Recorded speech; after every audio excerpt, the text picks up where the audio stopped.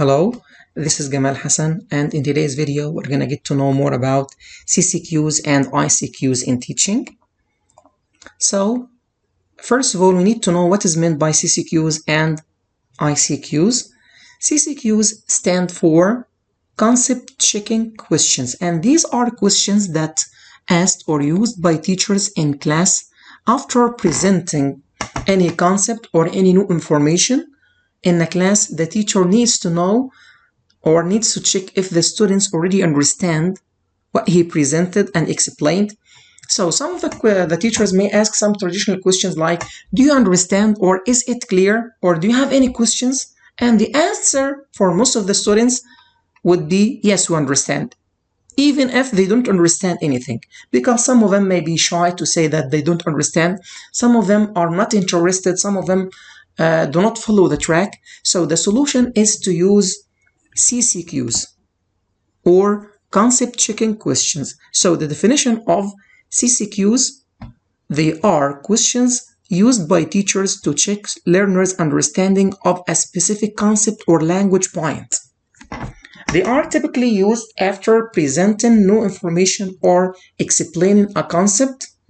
CCqs help teachers assess whether learners have grasped the meaning, usage, and context of the target language. So the target of using and applying CCqs is to make sure that the students already understand what is presented in the class. On the other hand, ICQs stand for instruction checking questions. And these are questions that must be asked and used by teachers before assigning any task or any activity, so the students know what is exactly required or what exactly is expected of them to do, or what is supposed to be done for this specific task or exercise. For example, in some cases, you may ask for example, the students to underline the main verb and to circle the helping verb. If they don't understand, or if they are not interested in the instructions or in the directions, they may do the opposite. They may underline the main verb and circle the helping verb, and this is the opposite of what is required. So instruction checking questions, or ICQs, are meant to make sure that the students already understand what is expected or what is supposed to be done for any activity or exercise. So ICQs, instruction checking questions, are questions used by teachers to check students' understanding of instructions or tasks. They are particularly useful when given directions for an activity or exercise to ensure that students know what they are supposed to do. This is very important. So CCQs, concept checking questions, are questions used by teachers to make sure that the students understand what is presented in the class. On the other hand, ICQs, instruction checking questions, are questions used by teachers to make sure that the students understand what is required or what is supposed to be done for any activity or a task. Now we're going to have some examples of CCQs and how to use them in vocabulary or for teaching vocabulary. For example, if the word is available, after the teacher presents the word, its definition, some example sentences, after he or she asks the students to use it in sentences of their own, and after explaining the pronunciation, the stress of the word, here it comes for using CCQ or CCQs to make sure that everyone in the class already understands the word and knows the meaning of the word, the usage, and everything that is related to the word. So, for example, the teacher may ask some questions like, if something is available, is it easy to find or obtain? If the students understand, they would say, or some of them, or one of them, okay, saying, yes, something is available if it is easy to find or obtain. The teacher may ask another question. Can you use the word available to describe something that is not currently accessible? If the student understands, he would say, no, available describes something that is currently accessible or obtainable. A third question for a third student. If a book is available at the library, can you borrow it? Yes, if a book is available at the library, you can borrow it. If a person is available, they are busy and cannot be reached. No, if a person is available, they are reached and not busy. A fifth question may be, can you give me an example of something that is not available at night? Simple answer, yes. A specific store or service may not be available at night. So here, these CCQs aim to clarify the meaning and usage of the word available by asking questions that prompt students to think about its characteristics, usage, and meaning. This is very important. And this was an example of how to apply and use CCQs to make sure that the students already understand what is presented in the class. Another example for the word big this time.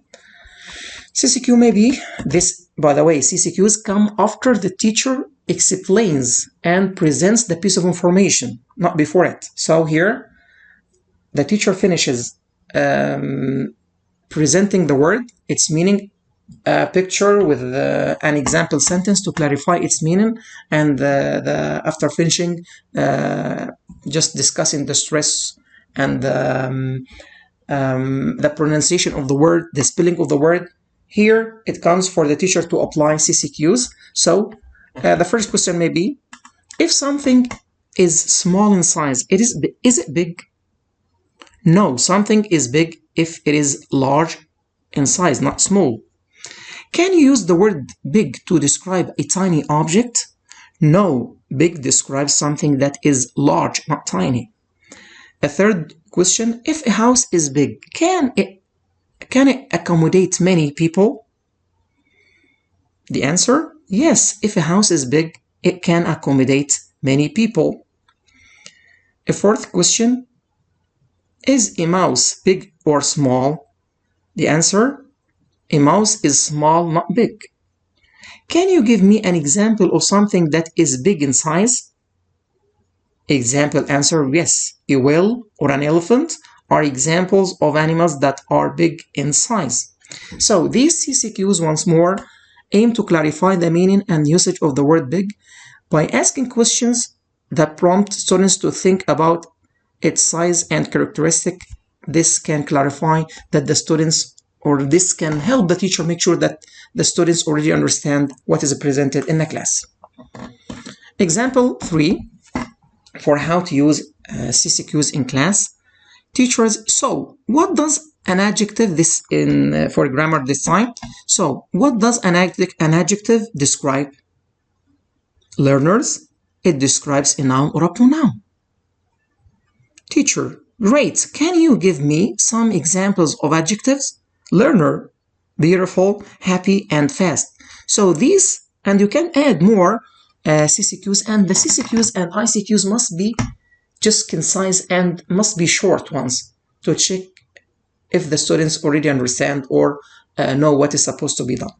Okay, so in this example, the CCQs are used to check the learner's understanding of the concept of adjectives and their ability to provide an example. Example number 4. Here are some examples of CCQs, concept checking questions that can be used to check students' understanding of grammar. If the teacher presents or explains present continuous tense or present progressive tense, some CCQs